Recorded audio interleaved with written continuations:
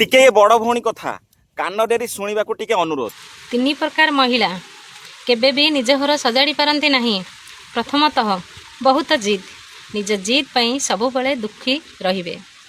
द्वितीय निज स्वामी को टाहीटापरा करती, तांकर असम्मान करती।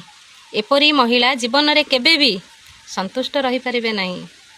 तृतीय जी बापघर लोकंक कथारे पड़ी ससुर घरे कलह करती एवं सासु ससुर स्वामी को खराब व्यवहार दियंती।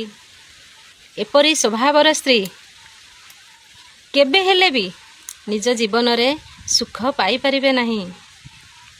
सुखी हेबाकु हेले शांति सह सम्मान रहिबा दरकार। भौणी लो सब कथा कहल जे किंतु बोपा आगरु ट्रेनिंग नबाटा कोन बंद हम मु जानि छी सब बहु बुहा सुनी सेमिति नुह किंतु 100 रु 98 जण सेमिति। अरे टिके बदली जाओ रे नहले खुशीर नाळ छाळ केबे भी बाहरिबनी। ए भौणी कथा जदी ठीक लागिथिबो ना ताले दबेई दबेई शेयर करो।